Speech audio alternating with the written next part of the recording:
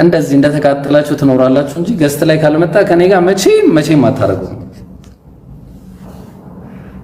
ገስት ላይ ነው። አቅም ያላችሁ ካላችሁ መምጣት ትችላላችሁ። ገስት ላይ ነው። እሺ አቅም አለን የምትሉ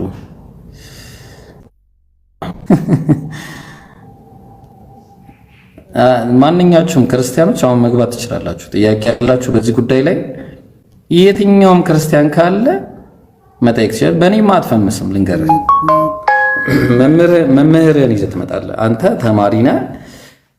ስለዚህ ከተማሪ ጋር ትወያያለህ። ማን ነው ሰው ያስገባው?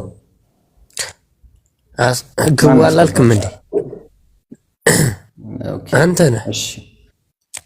እሺ ጥያቄ ልጠይቅህ ነው። እሺ እዚህ ጋር መጽሐፋችሁ ላይ ምን ይላል መሰለ? እንደምታየው የእግዚአብሔር እኔ አንብቤ እነግርሃለሁ። እሺ ቆይ አንዴ፣ እኔ አንብቤ እነግርሃለሁ። ብልት መቆረጥ እግዚአብሔር ጉባኤ ካለ መግባት ጋር ምን ያገናኘዋል? እኔ አንብቤ እነግርሃለሁ። አሁን ቃልን ያስወጣኸው ስለፈራህ ነው። እኔ አንብቤ እነግርሃለሁ። እሱ ቆይ ተረጋጋሽ። አሁን ነው ግቡ። ክርስቲያኖች እንደዚህ ነው ጀግና፣ እንዲህ ጀግና ማለት እንደውም ቆይ አዳም ቆስጤ መጥቷል። ከቆስጤ ጋር ቀጥል፣ ማስረጃ ያወጣልሃል። ቆይ ተረጋጋ ኢብራሂም።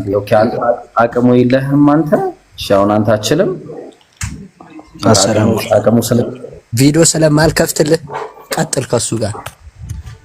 አሰላሙ አለይኩም ብሏልና አንድ ጊዜ ቆይ አሰላሙ አለይኩም ላለበት ጥቅስ ልስጠውና ለሚወጣ ሁሉ በክርስቶስ ትምህርት ለማይኖር አምላክ የለውም ይላል። በክርስቶስ ትምህርት ለሚኖር አብና ወልድ አሉት። ማንም ወደ አንተ ቢመጣ ይህን ትምህርት ባያመጣ በቤታችሁ አትቀበሉት፣ ሰላም አትበሉት ይላል። ሰላም አትበሉት የሚለው እኔ ሰላም ማለት ተፈቅዶልሃል? ቆስጤ መረጃ አውጣለት። ቆስጤ ቪዲዮ ማውጣት ከቻልክ አዳምጥ። ኢብራሂም አንተ ራስህ ቁርአን ላይ ምን እንደሚል ብራዘር ማን ቄጠስር ደብቀህ የራስህን ማለት ነው። ቄጠስር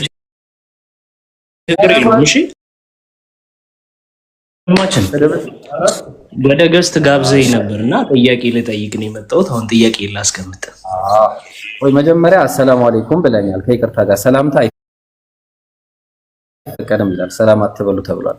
ለምሮ ሰላም ያልከኝ አንዴ አይዙ ችግር የለውም። እኔ ወደ ሰላም ባገኛችሁ እረዷቸው ተብለሃል። ኢብራሂም አዳም ባገኛችሁ መስራት ማውራት የምችል መጀመሪያ አሰላሙ አለይኩም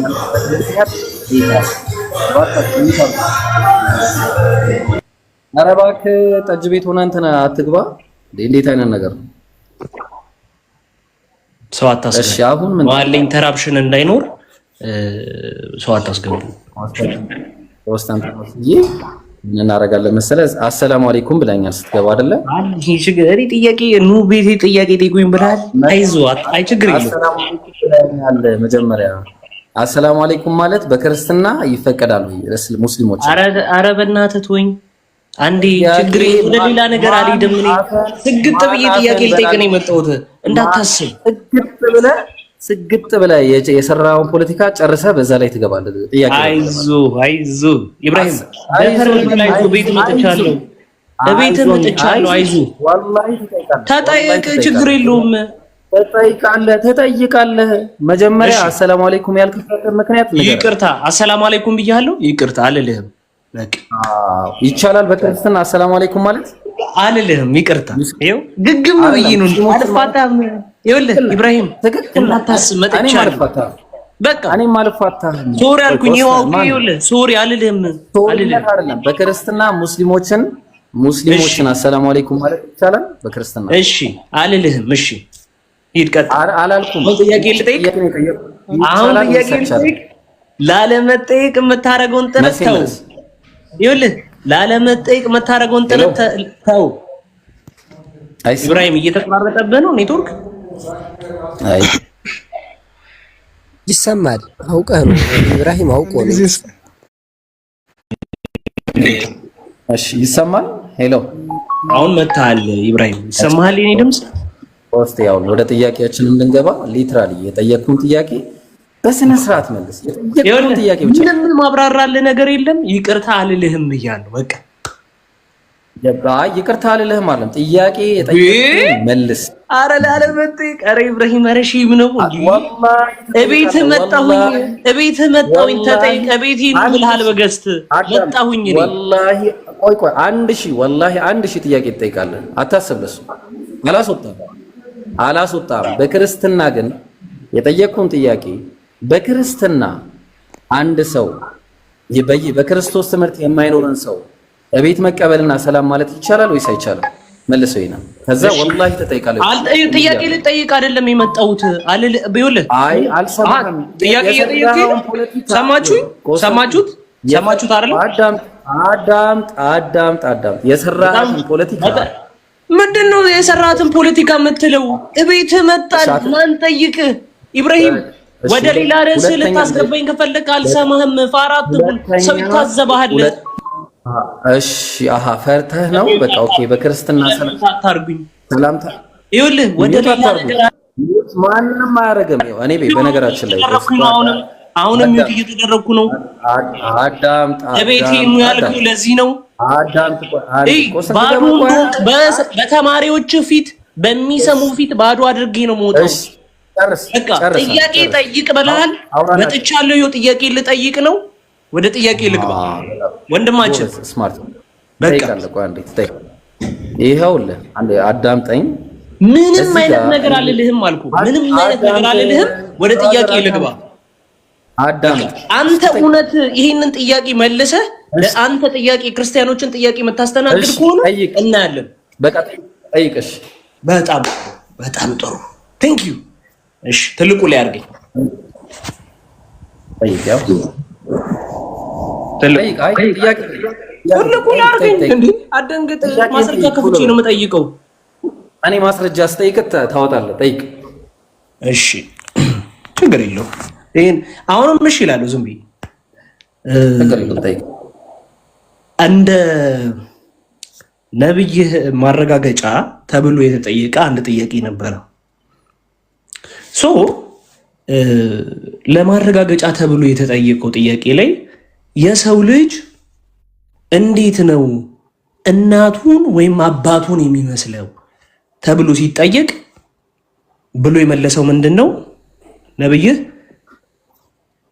ሴቷ ቀድማ ኢንተርኮርስ ላይ ከጨረሰች እናትየውን ይመስላል፣ ግንኙነት ላይ እንደዚሁም ደግሞ ወንዱ ቀድሞ ከጨረሰ አባትየውን ይመስላል አለ። በየትኛው ሳይንስ ነው እንደዚህ አይነት ነገር ያለው? ትነግረኛለህ? ነብይህ ሐሰተኛ ወይስ እውነት ነው የሚለውን በዚህ እንለያለን። የነብይነት ማረጋገጫ ተብሎ የተጠየቀው ጥያቄ ነው። እንግዲህ በስነ ስርዓት ተከታተሉ። ያጀማው ደረስክ? ጥያቄ ተረድተኛል አይደለም? እሺ። አይ ጥሩ ጥያቄ ነው የጠየቀው። ጥሩ ጥያቄ።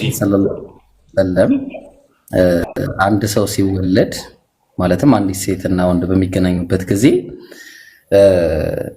ሴት ማን ነው ልጁ እናቱን የሚመስለው በምንድን ነው አልክ? እስቲ ጠይቀን አንድ ጊዜ መረጃውን ትከፍትልንና፣ ያው ገብቶኛል። ጥያቄ የመጨረሻ ቀላል ሲምፕል ጥያቄ ነው። አሁን በየትኛው የሳይንስ አረዳድ ነው? ኦኬ አሁን ሳይንስ ግዴታ ነው ወይ? ለዚህ በመጀመሪያ ደረጃ ማለት ነው ሳይንስ መስፈርት ነው ወይ? ቆይ አንዴ ኦኬ የሳክ ሙድ እያያዝክ ምናምን ከሆነ ማለት ነው ያው ታውቃለህ፣ ከኔ ጋር እንደዚህ አይነት አካሄድ የለም። ቀጥታ ይቅርታ። እሺ ስለዚህ አሁን መስፈርት ነው ወይ ነው መጀመሪያ መስፈርትህን ንገረኝ። የሳይንስ መስፈርትህን ንገረኝ። በጣም አንድ ቆይ አንዴ አሁን የምታደርግልኝ ምንድን ነው? ሳይንስ ለእምነት መስፈርት ነው ወይ? ማለትም ሳይንስ ነው ቁርአንን ሳይንስ ነው እምነትን የሚያረጋግጠው ወይስ እምነት ነው ሳይንስን የሚያረጋግጠው? ይህንን ትመልስልኛለህ መጀመሪያ። ከዛ በኋላ ለዚህ ስታንዳርድ ካስቀመጥክ በዚህ ስታንዳርድ መሰረት አንተን ጠይቃለሁ። ቀጥል ሂድ። ኦኬ በጣም ጥሩ። እንግዲህ ብዙ ጊዜ ስንባል እንደምንሰማው እስልምና ከሳይንስ ጋር በመዋሃድ እያወራው ነው። አትገረም። ከጠየቅኝ መልስ ልስጥ። አይዞ እስልምና ከሳይንስ ጋር በመዋሃድ ያለ እንዴት ነው? አረ ጥያቄ መልስ። አይዞ ከበድ ያለ ጥያቄ ነው አውቃለሁ። ከበድ ያለ ጥያቄ ነው አውቃለሁ። ኮንስታንቲን ከብዶሃል። ኦኬ ላወርድ ነው። እንደዚህ አይነት አካሄድ የምትሄድ እንዳትፈራ፣ አትፍራ ኢብራሂም፣ ችግር የለውም። አያው ግብረ ሰዶም የሚለው እዚህ ውስጥ ነው የምገባው ቀጥታ ማለት ነው። አረ እንዳታስብ፣ ችግር የለውም። ግብረ ሰዶም በክርስትና ወይስ በእስልምና በሚል እንሂድ። እኔ እናንተ እዚሁ ጋር ግብረ ሰዶም በክርስትና ወይስ በእስልምና በሚል እንሂድ። አረ እባክህ፣ አረ ፖለቲካ አትስራት። አረ ምንም ከፈለክ ችግር የለውም ነው ያልኩህ እኮ ከፈለክ። እሺ ይቅርታ፣ አሁን የጠየቅኩህን ጥያቄ ትመልሳለህ። ጥያቄ እንድትጠይቀኝ ሳይሆን የገባሁት መልስ እንድትሰጠኝ መስፈርት ነው። ይሄ መስፈርት ነው። ለሱ ላልከው ነገር መስፈርቲ ምን እንደሆነ ልንገርህ። ይሄን ጥያቄ እንድጠይቅ ያደረገኝ ነገር ምንድነው? እየመለስኩ ማለት ነው። ኢንተራፕት አታርጉኝ። አንደራረብ። እሺ ሚውት አድርገን አይ ጸጥላለሁ፣ ችግር የለም። ጸጥ በል ካልከኝ ጸጥላለሁ። አዎ ምን አለ መሰለ፣ ቀላል ነገር ነው ያልኩህ። እኛ አንድ ሰው ማለትም በባይብል ወይ ደግሞ በቁርአን በዚህ በእምነታዊ መጽሐፍ ላይ መጀመሪያ የሚታየው ማለትም መስፈርት የሚቀርበው መስፈርቱ መጀመሪያ ባይብል ነው ወይስ ቁርአን ነው ወይስ ይሄ ሳይንስ የምትለው ነገር ነው? ማረጋገጫው መጀመሪያ ይሄ መስፈርት የት ነው ያመጣው ነው መጀመሪያ ይሄን ነው። ከዛ በኋላ ወደዛ ፖይንት እንሄዳለን። በጣም ጥሩ። ስለዚህ እኔ ባይዘው እንትን ካልከኝ እስልምና ከሳይንስ ጋር ሄድም ካልከኝ ደስ ይለኛል። ኦኬ ብዬ ወጣለሁ አልኩህ እኮ እንዴ፣ ነገርኩህ እኮ መስፈርት ያደረግኩበት ምክንያት እስልምና ከሳይንስ ጋር የሚሄድ በጣም ተዋህዶ ሳይንስን ያብራራ እምነት ነው ብላችሁ ስለምትናገሩ ሳይንሳዊ ጥያቄ ጠይቄያለሁ። ስለ ሳይንስ ከሆነ ቁርአን ይኸውልህ፣ አሁን እሱ ከሆነ ቀላል ነገር ነው። በቃ ልንገርህ፣ ስለ ሳይንስ ከሆነ ጥያቄ ሳይንስ ቁርአን የሳይንስ መጽሐፍ አይደለም። ቁርአን የሳይንስ መጽሐፍ ሳይሆን ወደ መልሱ አይዞ እስኪሚላክልህ ነው የምትጠብቀው። አትጨነቅ። ማስረጃውን ልክፈት ይውረድና ከዛ በኋላ ተመለሰ ትመጣለሽ። እንዲህ አይነት የተጨመላለቀ አካሄድ እኔ ካንተ ጋር ሄደም እዛ ከተማሪዎች ምናምን ከህፃናት ጋር እዛ ጋር ሄደህ ትቀጥላለህ። ስለዚህ አሁን መልሱን ልመለስ ትገባለህ ድጋሚ። ከዚህ በኋላ እንደዚህ አይነት ነገር ከሆነ አስወጣለሁ ድጋሚ። አሁንም መልሼ አስገባሃለሁ። አርፈህ ማትቀመጥ ከሆነ እንደዚህ ነው ማውረድ። አስገቡት መልሳችሁ። እሺ ስርዓት ያዝ። ስርዓት ይዘህ ነው እኔ ጋር የምታወራው። ስርዓት ይዘህ ነው የምታወራው። ተግባባን? አስገቡት። ስርዓት ይዘህ ነው የምታወራው። ይሄ ፈርተሃል ምናምን ነው ለፖለቲካ እንዲመች እንዲህ ነው እንዲያ ነው ምናምን የምትል ከሆነ ትወርዳለህ። እኔ አልመችም ለፖለቲካ። እየሰማኝ ነው ማን ኮንስታንቲኖስ ሰማል አይደል? እሺ ተሰማኛለህ። ባይዘው ምንም የተናገርኩት ነገር የለም። ፈርተሃል ምናምን ይሄ እንደዚህ አይነት ነገር እንዳትጠቀም ከዚህ በኋላ። ኧረ እኔ ምንም እንደዚህ ያልኩ ነገር የለም። ባይዘው እንዴ ወደ ጥያቄ የጠየቅኩትን ጥያቄ ማይኬን ይዤ ልማር አስተምረኝ ያልኩ። በቃ አለቀ። ላስተምረ ነው በቃ። በቁርአን ላይ ያለውን ነው አይደለ? በሐዲስ ላይ ያለው ነው። አዎ ትክክል ነው በቃ። ስለዚህ እያልከኝ ያለኸው በቃ አንዴ ቆይ፣ እያልከኝ ያለኸው አንዴ ልንገርህ፣ አንድ ደቂቃ ልመልስልህ። አንድ ደቂቃሽ አንዴ። ያለምንም ሳይንስ አዳምጠኝ። ያለምንም ሳይንሳዊ ማስረጃ ትክክል ነው አለቀ። ምን አልከኝ? ያለምንም ሳይንሳዊ ማስረጃ ቁርአኑ ትክክል ነው አለቀ። በጣም እንግዲህ እንደሰማነው አንድ ሰው እናቱን ወይም አባቱን ሊመስል እኮ ያልከኝ የመለስክልኝ መልስ እንደዚህ ነው ወይ ያልከኝ ነው ወይ? ልናገር፣ አትሸማቀቅ። አንዴ እንዴ እኔ ልናገር ልመልስ። ብራዘር ኮንስታንቲኖስ ጥያቄ ነው መልሼልህ። ሁለተኛ ጥያቄ ያልከኝ ያለኸው በእንተ ውይይት አይደለም ያዝ ነው። አዳም እኔ ስለው ያልከኝ መልስ ይሄ ነው ወይ ነው ያልኩህ እኮ። ይኸውልህ መልስ ይሄ ነው አሁን የመለስክልኝ አለቀ። ያለምንም ሳይንሳዊ ማስረጃ ቁርአኑ ትክክል ነው አለቀ። ቀጥል እኮ የተረዳውበትን ነገር ልንገርህ። በኢንተርኮርስ ጊዜ እናትየው ቀድማ ሳቲስፋክሽን ላይ ከደረሰች እናትየውን ይመስላል አባትየው ቀድሞ ሳቲስፋክሽን ላይ ከደረሰ ልጅ አባትየውን ይመስላል ያለው ትክክል ነው እስልምና እያልከኝ ነው? ትክክል ነው። በትክክል ተክቢር። ይሄ ደግሞ ከሳይንስ ጋር ይጋጫል አይደል? ከሳይንስ ጋር ደግሞ ይጋጫል አይደል? ሌላ ታሪክ ነው። ከሳይንስ ጋር ይጋጫል፣ ይላተማል አይደል? ብራዘር እያዳመጥከኝ ነው? እሺ አሁን እሱን እያዳመጥከኝ ነው? እያዳመጥኩ ነው። ይህ ከሳይንስ ጋር ይላተማል አይደል? አዳምጠኝ ብራዘር። ስለ ሳይንስ አይደለም እያወራን ያለነው ቁርአንና ሐዲስ ነው። አዳምጠኝ። እያዳመጥከኝ ባይሰዊ ነብይነቱ የተረጋገጠበት ነገር ነው ያጀማ። ይሄ የመሐመድ በጣም ያስቃል። ኧረ እኔ ምንም ያነበብኩትን ነው። ትክክል አይደል? አሁንም ውረድና ድጋሚ ስርዓት ስትይዝ ትገባለህ። እሺ ውረድ፣ ስርዓት ስትይዝ ሁለተኛ ጥያቄ ትጠይቃለህ ማለት ነው። እሺ አሁን እኔ ቤት እንደዚህ አይነት ነገር አይሰራም። ፖለቲካ ለመስራት የምትመጡ ከሆነ ለፖለቲካ የማልመች ሰው ነኝ፣ አወቁኝ ነው። ስለዚህ አሁን ሌላ ጥያቄ ያለው ሰው ይቀጥል። እንደውም ዛሬ ክርስቲያኖች ጥያቄ ጠይቁ፣ ክርስቲያኖችን ነው የምናስተናግደው። እኔ ጥያቄ አለኝ። ቀጥል ጠይቅ። እሺ ጅብሪል ይዋሻል አይዋሽም? ጅብሪል አቤት ኢብራሂም ጅብሪል ይዋሻል አይዋሽም? ጠይቀኝ። እሺ ያዝ ድንገር ቡሃሪ 32:27 ላይ አውጣልኝ። ምን ይላል? አውጣልኝ። መጀመሪያ አውጣውና እያነበብን ነው። አውጣልኝ። ምን ይላል? መልስ ለነብዩ ሰለላሁ ዐለይሂ ወሰለም እንደሚመጣላቸው ቃል ገባላቸው። ከዛ በኋላ ቃል ከገባ በኋላ አልመጣላቸውም። ይሄን ጥያቄ አውጣልኝ።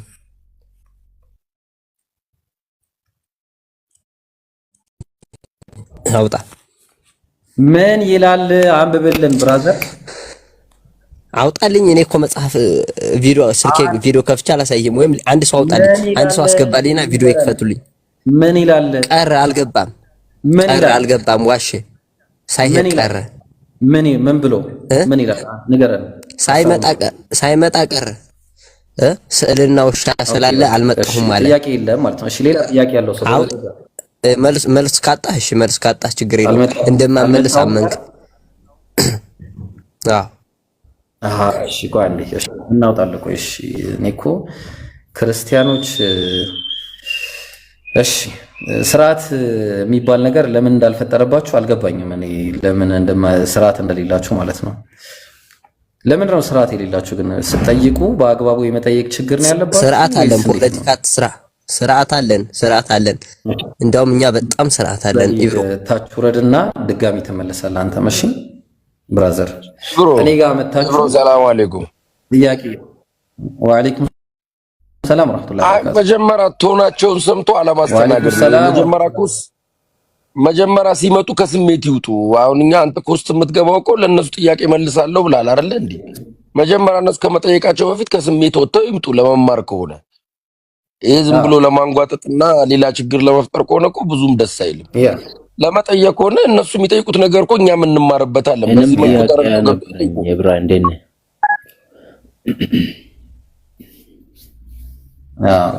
አሁን እኮ በጣም ያቀነበረኝ እንትን ይያል። እሺ ጥያቄ ያላችሁ መግባት ትችላላችሁ። ክርስቲያን የተባላችሁ ሰዎች ሁሉ ጥያቄ ካላችሁ መግባት ትችላላችሁ። ቀጥልሽ። ማን ያለው? እሺ አመሰግናለሁ። መስፍን ነኝ ከላይ አይቻለሁ። መስፍን ቀጥልሽ። ኦኬ የኔ ጥያቄ ምንድነው? እንደዚህ የምል አለ ጀውሾች ወይም አይሁዳውያን በሰባ አንድ ቦታ ይከፈላሉ ይላል እና አንዱ ሰክት ወደ ጀነት ይገባና ሰባው ወደ ጀሃነም ይገባል ይላል። ክርስቲያኖችም እንደዛው በሰባ ሁለት ሰክት ይከፈላሉ። አንዱ ይገባል፣ ሰባ አንዱ ደግሞ ወደ ጀሃነም ይገባል ይላል። ሙስሊሞች ደግሞ 73 ቦታ ይከፈላሉ ይላል። ሱናን ኢብን ማጃህ 392 ላይ 1992 ምናልባት እሱን ከተመቸ ኢብኑ ማጃ 3000 እና እኔ የነ ጥያቄ 3992 የነ ጥያቄ ምን ነው? እዚህ ቦታ ጋር እናንተ ሙስሊሞች መስፍን አለ ይሰማል? እንትን ድምጽ አለው። ስንት አልከኝ? አለ ብራ አይሰማም? 3992 ወላ የማን ነው? ኤብሮ አንተ ጋር ነው። እሺ ይሰማል። እስኪ ኮፒ ሊንክ አድርጉ ልጆች። 1000 ምናምን ይሰዋለን። እባካችሁ ታፕ ኮፒ ሊንክ አድርጉ ቶሎ በሉ። 3900 እሺ 3900 ስንት? 92 ብራ። እሺ 3992 እሺ አገኘሁት። እሺ አግኝቼዋለሁ። እሺ አሁን አንተ ያልከው ያው አንተ በጣም ደስ በሚሉ ሁኔታ ስለምጠይቅ እንትን እንላለን ማለት ነው። እሺ ምን አለ መሰለህ حدثنا عمرو بن وشي ከዛ በኋላ قال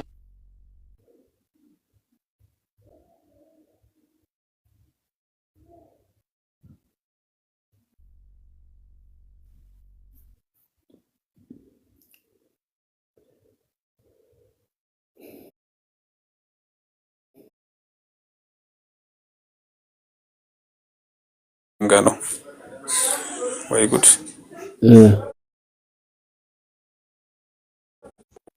የቲክቶኳን ምልክት ለቀቅ አድርጉበት ግፍተሮች ካላችሁ የቲክቶኳን ምልክት ኦኬ ይሰማል አይደለ እሺ አግኝቼዋለሁ ሐዲስ አሁን ገና መጣ እሺ ምን አለ መሰለህ ይሄ በጣም ቀላልና አጭር የሆነ መልስ ነው ያለው ማለትም አይሁዳውያን ማለትም ያው በዛን ጊዜ የነበሩትን ነብያችን ሰለላሁ ዐለይሂ ወሰለም ሲናገሩ ያኔ የነበሩትን አይሁዳውያንን ሲናገሩ ያኔ የነበሩት አይሁዳውያን ያኔ ስላሁን አይደለም እሺ ወደ 70 ምናምን ቦታ መከፈላቸውን ተናገሩ ከነሱ መሃል አንዱ የተባለው ሙስሊሞች ናቸው እነሱ አንዱ ጀነት የሚገቡት ማለት ነው በተመሳሳይ እነዚህ ነሳራ ተብለው የሚታወቁት ደግሞ ያው ምን አንሳሪ ኢላላህ እንዳለው ኢሳ አለይሂ ሰላም ወደ አላህ በመጣራት ማን ነው የአላህ ረዳት ሆኖ የሚመጣ ወደኔ ብሎ በተጣራበት ሁኔታ نحن አንሳሩላህ እንዳሉት ማለት ነው እኛ አላህ ረዳቶች ነን ብለው ወይ ደግሞ የአላህን ዲን በመርዳት ላይ እነዚህ ነሳራ የተባሉ ሰዎችም በዚህ ሁኔታ ይከፋፈላሉ ከነሱ መካከል አንዱ የጀነት ነው መባሉ አንዱ የተባለው ያ ናጂያ የተባለችው ሙስሊሞች ናቸው ማለት ነው እነሱም የነብያችን ሰለላሁ ዐለይሂ ወሰለም ኡማዎች ደግሞ ለ73 ቦታ እንደሚከፈሉ ተናግረዋል ማለት ነው ከነዚህ መካከል ደግሞ ያው በተመሳሳይ ፍርቀቱን ናጂያ ተብላ የምትታወቀው የነብዩን መንገድ የተከተሉና የአላህን Subhanahu Wa Ta'ala ቁርአንን የተከተለ መንገድን የያዘ ሰው እነዛ ጀነትን ይገባሉ ግን ሙስሊም ሆኖ ላኢላሃ ኢላላህ ብሎ ሙሐመዱር ረሱሉላህ ብሎ እየተናገረ ካለ ሁሉም ጀነት ይገባሉ ግን ቀጥታ ጀነት የማይገቡበት ሁኔታ ሊኖር ይችላል እንጂ ማለት ነው ግልጽ ነው መስፍን ቴንክ ዩ ኢብራ ያው አንተ አሁን ስትመልስልኝ መለስክልኝ ድምጼ ይሰማል መሰለኝ እናንተ እስኪ ምልክት ስጡኝ እኔ ኢብራሂም ሰምቻለሁ ምንድነው የመለሰልኝ ይሰማል ምንድነው ኔትወርክ ሱብሃንአላህ ኔትወርክ ኢብራሂም አንተ ጋር ትንሽ ረብሻል ወይ ደግሞ ቪዲዮውን ጭራሽ ኔትወርክ ውስጥ ተገኘ ቦታ አይሁዶች 71 ቦታ 71 ሰክት ይከፈላሉ ብሎ እሱ ካልሰማ ማግባባት ስለማትችሉ ማለት ነው አንድ ቆይ እሺ ይሰማል መስፍን ይሰማል ኢብሮ ይሰማል እንደ ኢብሮ ይሰማል አሁን ኢብሮ ቦታ ቀያየር ኔትወርክ ነው ቦታ ቀያየር ኔትወርክ ትንሽ ያንተ ነው የኛ አሪፍ ነበረ እንሰማለን ግን አንተ አሰማንም ግራ ገባኝ እኮ እስቲ እዚህኛው ቤት ልግባ እስቲ እዚህኛው እስቲ ከተሰማ ምናልባት ሰላም አልበጠብጣችሁማ እሺ ይሰማል ኢብሮ በደንብ ይሰማል እነዛ የኛው ቤት አሪፍ ሳይሆን አይቀርም ያው ይሄ አሪፍ ነው እሺ አይሁዳውያን ማለት እኮ በመጀመሪያ ደረጃ እንደ እምነት ብቻ ሳይሆን እንደ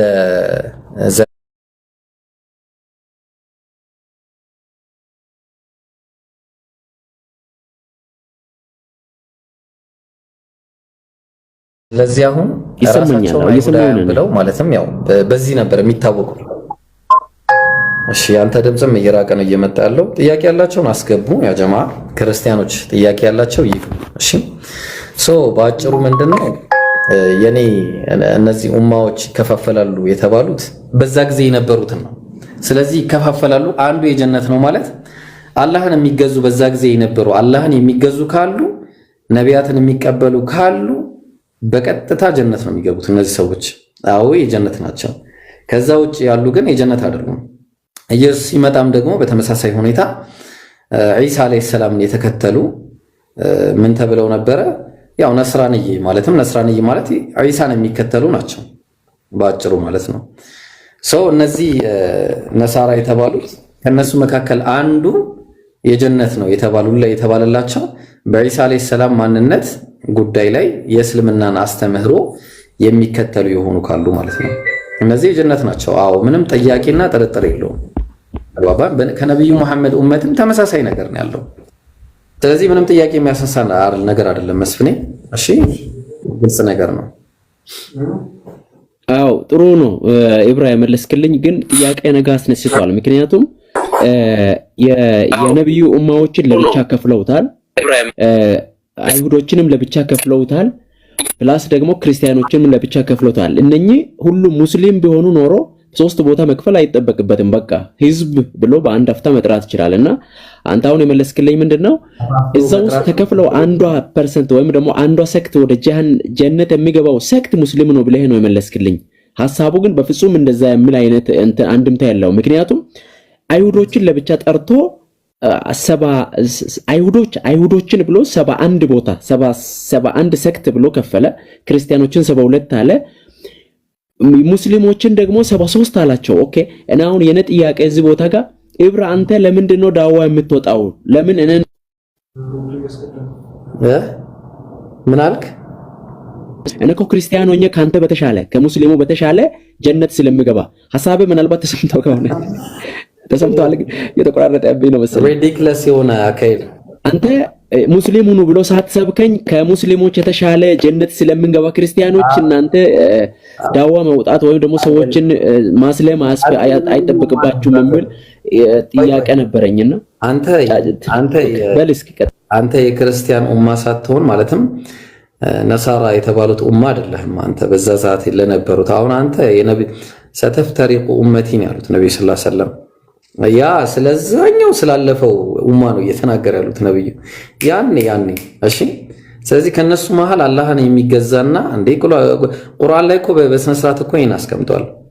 ኢና ሚን ቀብሊሂ ሙስሊሙን እኛ ከዚህ በፊት ሙስሊሞች ነበርን ብለው ተናግረው አስቀምጠዋል ወደ ነብዩ ሰለላሁ ዐለይሂ ወሰለም ዘንድ ሲመጡ ማለት ነው። ስለዚህ ዴቭ ሚውት ታደርጋለህ እባክህ። እሺ ዴቭ ሚውት አድርግ። ስለዚህ እኛ ከዚህ በፊት ሙስሊሞች ነበርን ብለው ተናግረዋል። ሙስሊሞች ነን ብለው ዴቭ ለምን ሚውት አታደርግም እባክህ? እሺ በአጭሩ ይህንን ይመስላል ማለት ነው። ያ ስለዚህኛው ህዝብ ሳይሆን ክርስቲያኖችና አይሁዳውያን የተባሉት ስለነዛ ህዝቦች ነው። እሺ መጀመሪያ ስለነበሩት ህዝቦች ናቸው። ሌላ ጥያቄ ካለ መቀጠል ትችላለህ። ነጣጥሎ መናገርም በደፈና መናገርም የነብዩ ሰለላሁ ዐለይሂ ወሰለም ይሄ የሚገደብ ነገር አይደለም። እሺ አሁን ሌላ ጥያቄ ካለ መቀጠል ትችላለህ። ሌላ ጥያቄ ያላችሁ መቀጠል ትችላላችሁ ከጨረስክ መስፍን። ጥያቄ ግን ባለጌ ሰው ማለት ነው የምትባልጉ ከሆነ የምትሳደቡ ስርዓት የሌላችሁ ሰዎች ያው ትወርዳላችሁ። እሺ ስርዓት የሌላችሁ አሁን የገባኸው ልጅ ያው በስርዓት የምታወራ ከሆነ እንቀጥላለን እና እናስተናግዳለን። እንደ ጥያቄ ያላችሁ ክርስቲያኖች እንዳለ ግቡ። መምህርም የተባላችሁ ካላችሁ የምትመጡ ከሆነ እሺ ቀጥል። ጥያቄ ያለው ሰው ዴቭ አለ? ጥያቄ ያለው ሰው እሺ ጥያቄም ለምነን እንዴት ነው እሺ የሚሆነው? አይ እኔ ከኋላ ስለገባው ብዬ ነው። እሺ ቀጥል። እሺ ጥያቄም በስርዓት ከኋላ ስለገባው ማይክ አላነሳም ብዬ ነው። ችግር የለውም ቀጥል።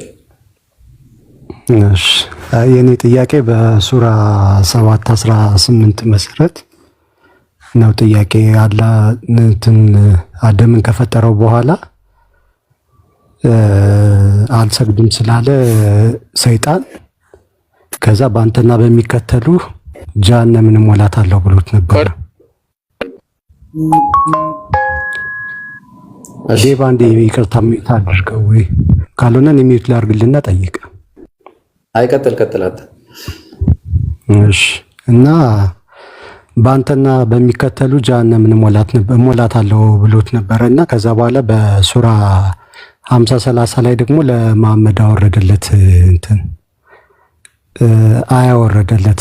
50:30 ላይ ምንድነው የሚለው? ጀሃነም አትሳቅ። አይ ስለሆንኩት ነው። ሀሊም ተላቲ ፈተቁሉ ሀል ሚን መዚድ። እሺ ቀጥል ሂድ። እና ሞላሽን የምትልበት ጊዜ ተጨማሪ አለን ጊዜ የምትልበት ጊዜ ይመጣልና እሱን አስጠንቅቅ ብሎታልና ይህንን ያስጠንቅቀዋልና ቡካሪ 48:48 ደግሞ ይህንን አያጠቅሶ ገሃነም ጭማሪ አለን ትላለች ይላልና የኔ ጥያቄ እዚህ ጋር ነው። ጭማሪ አለን የምትለው ጀሃነም ሞልታ ነው ወይስ ተጨማሪ ፈልጋ ነው? እኮ ጀሃነም መጨረሻ ላይ ሞልታለች ወይስ አልሞላችም?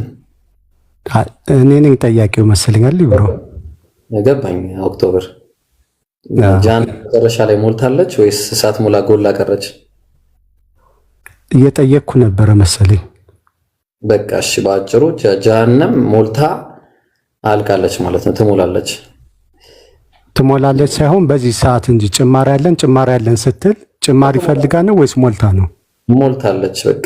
ከዛ በኋላ ከፈለገች አላህ እኮ ከፈለገ እንደፈለገ ማድረግ ይችላል። ጭማሪ ያለን ማለት ግዴታ አልሞላችም ማለትን አያስይዝም። ተግባባ? ኦኬ። እዛ ጋር ግን ማለት ነው ለመሐመድ አያ ሲወርድለት ጭማሪ ያለን ብላ ጀሃነም የምትልበት ይመጣልና አስጠንቅቃቸው ብሏል አይደለ? ገብቶኛል። ጥያቄ በደንብ አድርገህ ገብቶኛል። ኦክቶበር በደንብ አድርጎ ገብቶኛል። የሚመጣውን ጥያቄ ሳይሆን አንተ ማሰብ ያለብህ አሁን እዚህ ጋር ያለውን ነገር ንገረኝ። መልሱን እኮ መለስኩልህ። ጥያቄው ምንድነው? የጠየቀኝን ጥያቄ አላህ Subhanahu Wa Ta'ala በአንተና በተከተሉ ሰዎች ጀሃነምን እሞላታለሁ አለ። እሺ ጀሃነምን እሞላታለሁ ማለትም ሙሉ ጠቅጥቄ እንትን አረጋታለሁ ማለት የቋንቋ አጠቃቀምም ሊሆን ይችላል ከፈለክ ማለት። ካልሆነ ደግሞ ሙሉ ነች እንበል። ሙሉ ነች ጀሃነም ትሞላለች ማለት ደግሞ አላህ Subhanahu Wa Ta'ala ከፈለገ ያ የሞላውን ደግሞ ተወጣጥሮም እንትን እንዲል ማድረግ ይችላል። አስፈላጊ ከሆነ ከፈለገ አላህ ቻይ ነው፣ በፈለገው አይነት ሁኔታ ላይ ያስቀምጠው ይችላል። ግን ደግሞ ችግሩ ምንድነው? አንተ በሄድክበት እንዳንል ጀሃነም አልሞላችም የሚል ነገር ታመጣለህ። ጀሃነም አይደለም። እኔ ግን እየጠየቅኩ ነው እኮ ኢብሮኒ ታመጣለህ ምናምን እንድትለኝ አይደለም። እኔ እየጠየቅኩ ነው። ሞልታለች አልሞላችም ነው። ኮንትራዲክሽን አይደለ ጥያቄ? በቃ አጭር ነገር እኮ ጥያቄ። ኮንትራዲክሽን ከሆነ ጥያቄ እኮ አልሞላችም የሚል ነገር ካለ ታመጣለህ፣ ወይ ደግሞ ጥያቄን አስተካክልና ጠይቅ። በቃ ወይ ኮንትራዲክሽን ካልሆነ ጥያቄ። እሺ እንትንን 50:30 ጋር እንሂድ። እንትኑን 50:30 ላይ ዲባ እየረበሽ ነው።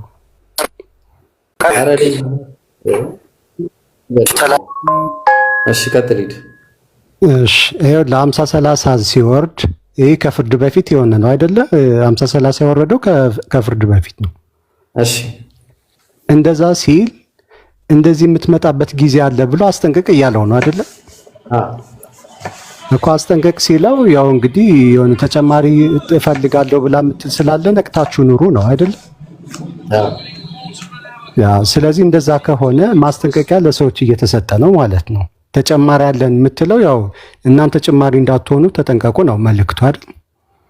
ተጨማሪ ያለን ማለት ጀሃነም በጣም ማለትም የአላህ Subhanahu Wa Ta'ala ቁጣ መገለጫ ነች ጀሃነም ማለትና ያቺ ጀሃነም የሰው ልጆችን ማለትም የትኛውንም ብቻ አላህን ያመፀን ነገር ወደ ሶስት መክተት ነው የምትፈልገው። ያ ነው ስራዋም ሲጀመር ማለት የተፈጠረች ያው በሰይጣንና ተከታዮቹ የሚሞላት ማለት ነው። የሰይጣንና ሐሳብ የሚከተሉ የሰይጣንና ተከታዮቹ ብቻ ሳይሆን በድንጋዮችም ትሞላለች። አላየኸውም? ይሄንን አያ አላገኘኸውም ቁርአን ላይ? ድንጋዩ ግን የሆነ እንትን ስለ ግለት ምናምን መሰለኝ እኮ አይደል? አይ አይደለም። በድንጋዮችም ትሞላለች ጀሃነም በብዙ ነገር ነው የምትሞላው። ግን አላህ ቃል ኪዳን ግን ለጀሃነም የገባላት በገሃነም በሰይጣንና በተከታዮቹ እንደሚሞላት ነው። በሚከተሉት ጉዳይ ሲያወራ ስለ አመጽ ሲያወራ እሱን ጉዳይ አንስቷል። ግን አላህ Subhanahu Wa Ta'ala ድንጋይ በምን እንትኑ ይገባል ብዬ ነው። በምን ጥፋቱ ይገባል? ድንጋይ እኮ ጥፋት እንዴ መቅጫ ቦታ ነው። ገሃነም መቅጫ ቦታ ስለሆነ ያማዋል እያልከኝ ነው ኦክቶበር ድንጋይ ገሃነም የመቅጫ ቦታ ነው ብዬ ነው። ገብቶኛል። አይ እሳት ውስጥ ምን ይሰራል? እንደዛ ከሆነ እዛ ውስጥ እሳት ምኖች ተቃጠለው እሱማ ያው ዓላማው እኮ ለሚቀጡትን ሰዎች ለማቀጣጠል ነው እኮ። በምንድን ነው የሚቃጠለው እሳቱ? ኧረ እኔ እሱ አሁን እንትን አይለኝም። እንትኗ ላይ ፖይንቷ ላይ እናወራና አቀጣጣዮቿ ድንጋዮች እና ራሳቸው የሰው ልጆች ናቸው የሚሆኑት። ሰይጣናት ናቸው። ራሱ መቀጣጣያዎቹ ራሱ እነሱ ናቸው። ድንጋዩ ራሱ አንዱ ነገር ነው። ያ መቅጫ ነው እንግዲህ ድንጋዩ ማቀጣጣያ ከሆነ የሚቀጡት ነው ዓላማው። የሚቀጡት ዛፍም አለ። እሺ ጀሃነም ዛፍም አለ። ኧረ ኢብሮ ምንድነው ነስ ጥያቄ እንዴ እሱን እኮ እያልኩ ያለሁት ትሞላለች። በብዙ ነገር ነው የምትሞላው እንዴ አይደለም። እኔን አሁን ስማኝ። እሺ አሁን ጭማሪ ያለን የተባለው ለድንጋዩ ነው እንዴ? እሺ አልሞላም የሚል ነገር ነው ጀሃነም እኔ መች ሞላ አልሞላም እኮ አላልኩም። እኔ እኮ ምንም አላልኩም። እኔ እየመለስኩ አይደለም እየጠየቅኩ ነው። ጥያቄ እሺ ጥያቄ አሁን ድንጋይ ዛፍ ምናምን ያልከው ራሱ ሱራ 50-30 አይመለከተውም። ምክንያቱም ማስጠንቀቅ የተባለው አንዴ ባይብሩዬ ጀጅ ያረክ ጥያቄን ስማኝ። እሺ ቀጥል ሂድሽ ልስማህ። አይደለም ጀጅ ያረኩ አይደለም። ይኸውልህ ሱራ 50-30 ቡኻሪም እኮ የጠቀሰው 50-30 ስለሆነ ነው። ሱራ 50-30 የተጠቀሰው ወይም ለመሐመድ ሲሰጠው ሱራ 50-30 አስጠንቅቃቸው የተባለው ለሰዎች እንጂ ለድንጋዮች አይደለም እና ለዛፎች አይደለም። ስለዚህ ጭማሪ ያለን የምትልበት ጊዜ ይመጣልና አስጠንቅቅ የተባለው ለሰዎች ነው። ስለዚህ ጭማሪም እንዳትሆኑ የሚባሉት ሰዎችን ነው ማለት ነው። ምክንያቱም ማስጠንቀቅ የሚችለው ሰዎችን ስለሆነ ነብዩ መሐመድ። ስለዚህ ቡኻሪንን ጥቅስ ጠቅሶ ጭማሪ ያለን ትላለች በፍርድ ጊዜ ማለት ነው። በዛ ሰዓት ጭማሪ ያለን ስትል ሞልታ ነበረ ወይስ ተጨማሪ እየፈለገች ነው? ጥያቄ ነው።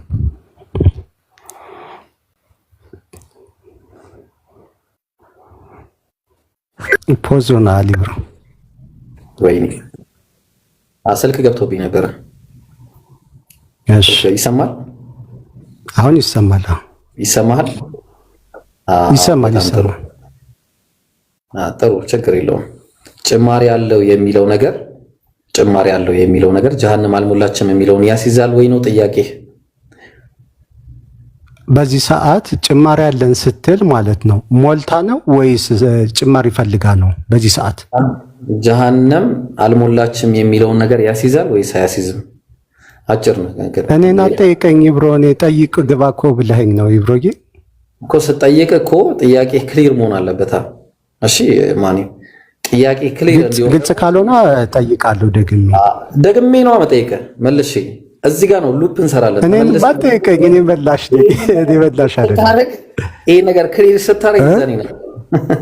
ይሄንን ክሊር ስታረግ እኔ ራሱ ጥቅሱን እኮ ነው የምናገረው። እኔ ቡኻሪ ያለውን ነው የምናገረው።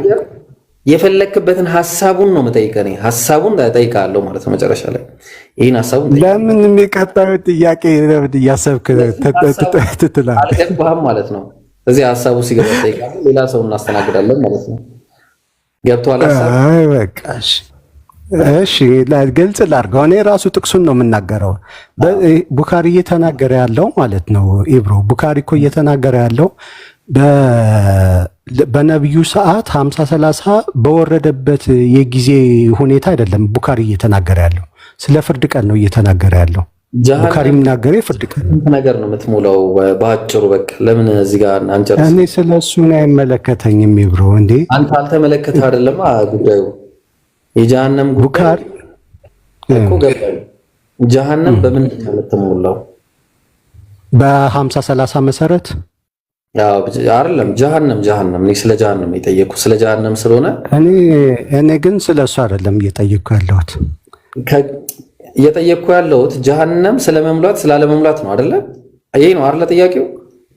ጥያቄው እሱ አይደለም። ቡኻሪ 50-30 ነው መሰረት አድርጎ የሚናገረው። ስለዚህ እንደ 50-30 ነው እንድትመልስልኝ የምፈልገው። ስለ ጀሃነም መሙላት አይደለም ስለ ገደል መሙላት ነው የምናወራው። እሺ ቀጥል ሂድ። እንደዛ ነው እያወራሁ። ስለ ገደል መሙላት አይደለም ቡኻሪ። ስለምን መሙላት ነው እያወራ ያለው? እሺ ስማኝ። እሺ ችግር የለውም። ስለ ጀሃነም መሙላት ነው እያወራ ያለው። እሺ ስለ ጀሃነም መሙላት ነው፣ ግን ቡኻሪ የጠቀሰው 50-30 መሰረት አድርጎ ነው። ጀሃነም በምንድን ነው የምትሞላው? እሺ ችግር የለውም። አሁን የኔ ጥያቄ እንደዛ የሚሆነው ቡኻሪ በምን ትሞላለች? ይሄንን ካልመለስክ በቃ አታውቀውም ማለት ነው። በቃ ኦክቶበር። እሺ ብሮ፣ አሁን የኔ ጥያቄ ማለት ነው። እሺ ቆይ ችግር የለውም። ያንተ አሁን እኮ መላሽ ልታደርገኝ ነው። እኔ ገብቶኛል እኮ ትመልሳለህ። የጠየቀው ጥያቄ ላይ ጥያቄ የሚያስነሳ ነገር ከሆነ ጥያቄውን ትመልሳለህ። አሁን የጠየቀኝ ጥያቄ ማለት ነው ኢብሮ ገሃነምን ጊዜ እየፈጀ ስለሆነ አይ በቃ ችግር የለውም። የጥያቄውንም አልመለስክም። ስለዚህ እኔ ልጠይቅ ነበር የገባሁት ለመመለስ አይደለም። ጥያቄ ተመልሷል። ለመድረክ ምን መለስክልኝ ኢብሮ? ምን ብለህ መለስክልኝ? የመለስኩልህ ጥያቄ ጀሃነም አላህ Subhanahu Wa Ta'ala ስለ ጀሃነም ጉዳይ አስመልክቶ ሲናገር እኔ አንተንና ጀሃነም ማን ነው አንተንና አንተን የተከተሉህን ሁሉ በጀሃነም እሞላለሁ ብሎ ተናግሯል። አዎ ትክክል ነው። ለምን አይሞላም? እሞላለሁ ማለቱ አንተንና አንተን የተከተሉህን እንዳለ ሞላቸዋለሁ አስገብቼ ማለት ነው ጀሃነም ውስጥ። እዚህ ጋር እየተናገረ ያለው እነዛን ሁሉ አስገባቸዋለሁ ነው ጀሃነም ውስጥ። ተግባባን? በጣም ጥሩ። ስለዚህ በሌላኛው አነጋገር ደግሞ ስንመጣ አላህ Subhanahu Wa Ta'ala ጀሃነም የድንጋዮች መቀጣጠያ የጂኒዎችም ማለትም ሰይጣናት እሱን የተከተሉ በአጠቃላይ ሌሎችም የሚከተሉት ካሉ እዛ ጀሃነም ውስጥ ነው የሚቃጠሉት። ይሄ ግልጽ ነው። ጀሃነም ውስጥ ዘቁም የሚባል ዛፍም አለ። ተግባባ። ብዙ ነገሮች አሉ ጀሃነም ውስጥ ማለት ነው። ከተነገረንም ካልተነገረንም ብዙ ነገሮች አሉ። ሰው እነዚህ ነገሮች ሁሉ አንድ ላይ ጀሃነምን ይሞሏታል። ለዛ ነው አላህ በቁርአን ላይ ቀደምም ነገር ያለው የአላህ የቁጣው መገለጫ ነች ጀሃነም። የቁጣው መገለጫ ነች ጀሃነም የምትባለው ነገር። ስለዚህ በዛ በቁጣው መገለጫ መሰረት እንደውም ምን ይላል አንድ ቦታ ላይ ሱረቱል ሙልክ ላይ ምዕራፍ 67 ላይ እንደውም እንደ ልክ ምን አይነት በጣም ኃይል ባለው ሁኔታ ሰዎች ላይ ለእንትን ለማለት ሁላ የምትደርስበትና በሰንሰለቶች የምትያዝበት ሁኔታም አለ። ተግባባን? ይሄ ደግሞ በአጭሩ ጀሃነም የአላህ ቁጣ መሆኗ በዛ በአላህ ቁጣ መሰረት በንግግሯ ይህንን ነገር ትናገራለች። ወላኪን ጀሃነም አትሞላም የሚል ነገር አንድም ቦታ ጥቅስ ላይ የለም። አንድ ጥቅስ ጀሃነም ትሞላለች። አዎ፣ ግን ስትሞላ በብዙ ነገር ትሞላለች። በቁርአን ስለሚፈታ ማለት ነው። ተግባባን? ስለዚህ ያለው ነገር በአጭሩ ይሄንን ይመስላል። አሁን ያልከኝን መሰረት አድርገ ማለት ነው ኢብሮ በቡኻሪ 48 ልትፈታልኝ ትችላለህ? ልጠቀልለው። ቡኻሪ 48 ምን ይላል?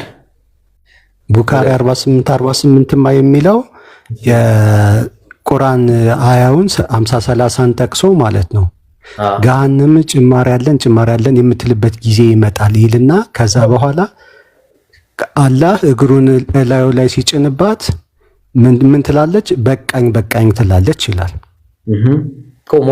ስለዚህ አላህ እግሩን ሲጭንባት በቃኝ ትላለች። ሞላች ማለት ነው። ስለዚህ የኔ ጥያቄ ምንድነው? እኮ ሞላች። የሞላችው ግን መቼ ነው? ጨረስን እኮ በቃ ሞላች እኮ አለን ብራዘር። እኮ መቼ ነው የሞላችው? እንዴት መቼ ነው የሞላችው? ጭማሪ ያለን አለች መጀመሪያ አይደል? እና ታዲያ ጭማሪ ያለን ስትል ሞልታ ነው እኮ። ሞልታለች አልሞላችም? ቁም ነገሩ ግን ሞላሻል ያላት በምንድን ነው እኮ?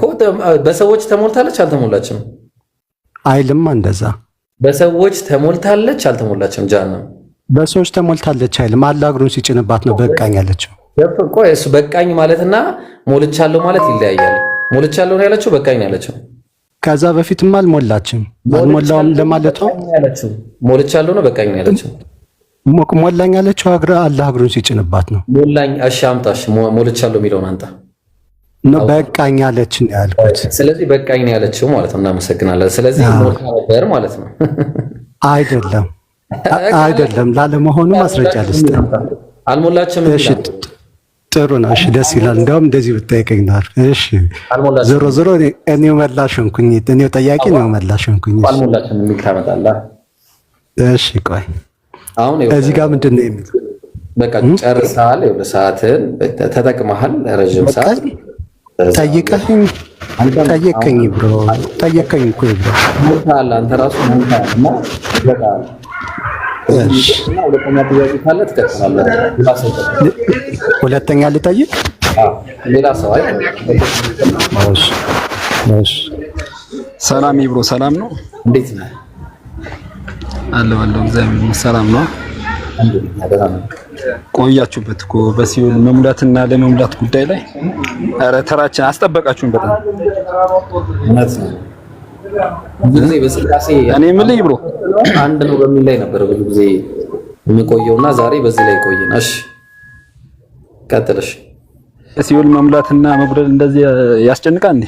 የሰው ልጅ እኔ ምን ልይ ብሎ አምላክ ወንድ ልጅ ነው አይደለም የሚለው ላይ ነበር ብዙ ጊዜ የምንከራከረውና ዛሬ እዚህ ላይ ያወራን። ይገርማል። እሱ ሌላ ርዕስ ነው። እኔ ጥያቄ ነበረኝ። አይ ወደ ጥያቄ አገባም እንዴ ታዲያ? እሺ ጥያቄ አልሞላ ብሎት ከሆነ እኮ ወንድ ልጅ ተቀጥቋል። እሺ ጥያቄ እኔ የምልህ ቆይ ወንድ ልጅ ስለሆነ ያው ሽንት ቤት መሄዱ አይቀርም። ይሰናበት ሽንት ቤት ሊሄድ ይችላል፣ ታካሚ ይችላል። ያልተጻፈ አታንብባ። ጥያቄ ልጠይቅ ነው። ኦኬ ላሳያ። እንደዛ እኮ ነው። አይ እኔ አፍ ሲከፈት ጭንቅላት ይታያል። ጥያቄ ልጠይቅ ነው። ትክክል ነህ። የአንተ ጭንቅላትን እኮ እያየ ነው እኮ አንዴ ይሄንን ማሳያ አላህ የሚያስጨንቀው ገና ለገና ሲኦል ሞላች አልሞላች። ቆይ አንዴ። አይ ይሄን የተናገርክበትን ነገርማ ይሄን ስትናገር እኔ ጥያቄ ጠይቁ ነው ያልኩት። አስተያየት ስጡኝ ምናምን ብዬ ተናግሬያለሁ? አልተናገርኩም። ይሄ የሆነ የሞኝ አካሄድ አትሂደሽ ማን ወዳጄ። በመጀመሪያ ደረጃ እግዚአብሔር ያንተ እግዚአብሔር ወንድ ልጅ እንደሆነ ላሳየህ። እሺ በስምንተኛው ቀን የተገረዘ ባንዲ ተረጋጋ። ኧረ ተረጋጋ ወዳጅ። ጥያቄ ልጠይቅህ እኮ ነው። ያንተ እግዚአብሔር በስምንተኛው ተገርዟል አልተገረዘም? በስምንተኛው ቀን ጥያቄ ልጠይቅህ ነው። ለምን ታዲያ ፖለቲካ ለመስራት ነው? አየው አንዴ ይሄን ላሳየህ እኮ ጥያቄ ልጠይቅህ እኮ ላሳየህ። አንብበው ችግር የለውም። እንደ ሙሴ ሕግ የመንጻታቸው ወራት በተፈጸመ በጌታ ሊገርዙ 8 ቀን ክርስቶስ በስጋው ሆኗል። አምላክ ነው የሚገረዘው። ስማ የሚገረዘው አምላክ ነው። አምላክ ሰው ሆኗል እኮ። የሚገረዘው አምላክ ነበር። የተገረዘው አምላክ ሰው ሆኗል አይደል? አምላክ ሰው ሆኗል እኮ። የሚገረዘው አምላክ ነበር ወዳጅ። አምላክ አናፍርበትም። ጥያቄ ልጠይቀው። ኦይ የሚገረዘው አምላክ ነው አይደለም? ጥያቄ ልጠይቅህ። መልስልኝ መጀመሪያ።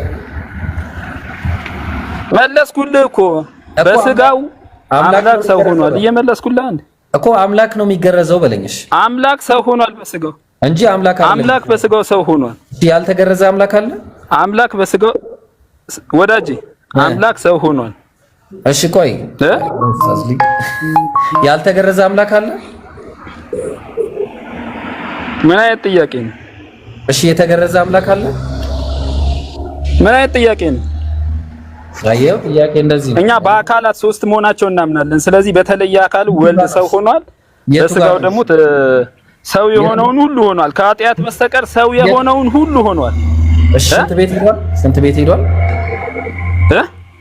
ቤት ሄዷል? ድፍን ስላልሆነ ሰመድ ስላልሆነ ሊሄድ ይችላል።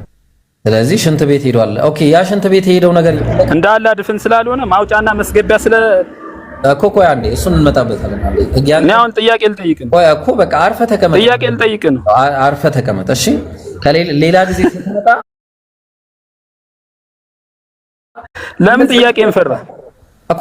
ፖለቲካ ለመስራት አትምጣ። አሁን ወደ ጥያቄ ትሄዳለህ። መጀመሪያ እንዲህ አይነት ፖለቲካዎችን ስትጀምር ማለት ነው እንዲህ አይነት ነገር ይደርስብኛል ብለህ ወቅ። እሺ ፖለቲካ አትጀምር። እሺ መጀመሪያውኑ ከዚህ በኋላ ምንም የደረሰብኝ ነገር የለም። እሺ ያንተ አምላክ ሽንት ቤት ሄዷል ወይስ አልሄደም? ሽንት ቤቱ የሄደበት ታመልከዋለህ ወይስ አታመልከው? ጥያቄን አትቀበለኝም? ጥያቄን እሺ ተረጋጋ፣ አትፍራ። እሺ አድባ ታዲያ አድብ። ጥያቄ ልጠይቅህ እኮ ጠይቅ። ሌላ ነገር ሳትናገር ጥያቄ። እሺ ወደ ጥያቄው ልግባ። ቁርአን ከመሐመድ በፊት ነበር ወይስ አልነበረም? ቁርአን እኮ አልነበረም፣ ግን ኢንጂል ነበረ። አልነበረም?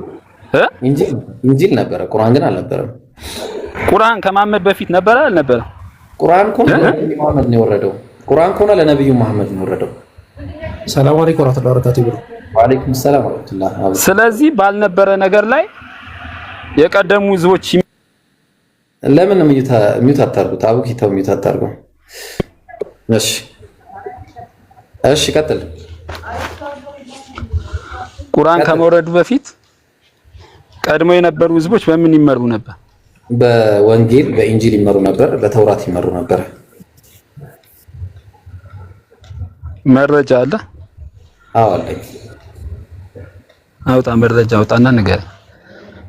አይሽ ምንድነው አሁን? ስለዚህ በኢንጂልና በቁርአን መሰረት፣ በኢንጂልና በተውራት መሰረት አለ የሚባል አምላክ ነው የሚያስተምሩት? አዎ አላህን ያስተምሩት። አላስተማሩ። መረጃ አምጣ። እሺ አላስተማሩም ያልከው አንተ ነህ አይደለ? ከየት ነው መረጃ? ከምንድን ነው መረጃ የምትሰጠው? እኮ መረጃ ስጠኛ አንተ እያልከኝ እኮ ነው። ከምንድን ነው የምትሰጠው? ከቁርአን ከቁርአን ለምን ትሰጠኛለህ? እና ከአዲስ ዘመን ቁርአን አልነበረማ። ባልነበረበት ሰዓት ምን አይነት ከቁርአን እንደ መረጃ ትሰጠኛለህ? አይደለም ብለኸኛል እኮ አልነበረም ብለኸኛል። እሺ ከአዲስ ዘመን ጋዜጣ ወይስ ከዴርቶ ጋዳ ወይስ ከፍቅር እስከ መቃብር? የትኛው ልስጥ? ቁርአን ካልነበረ ማለት ነው። መረጃ ታዲያ ምንድን ነው? በጣም ጥሩ። ያኔ መጽሐፉ ተበርዟል። አንደኛ መጽሐፉ የተበረዘ መጽሐፍ ነው እንጂ ማን ያለው ተበርዟል ያለው ማን ነው? ቁርአን አለ። መጽሐፋችሁም ተበርዟል። አላየውም? ቁርአን የቱ ጋር ነው? መጽሐፍ ቅዱስ ተበረዘ ያለ የቱ ጋር ነው? ቁርአን አሁን እኮ አንተ የኪስህን ወሬ ነው የምታወራው። መረጃ አውጣ። የሚባል ነገር አያውቀውም። የመጀመሪያ የሁሉ ህዝብ ሰብስበህ ትተረተራለህ። መረጃ አውጣ። አሁን ስለዚህ በስርዓት ማውራት አልቻልክም። ልትወርድ ነው ፍላጎትህ? ልትወርድ ነው? መረጃ የለህም እኮ። መረጃ መብትህ ነው፣ ታስወርደኛለህ። መረጃ አለው።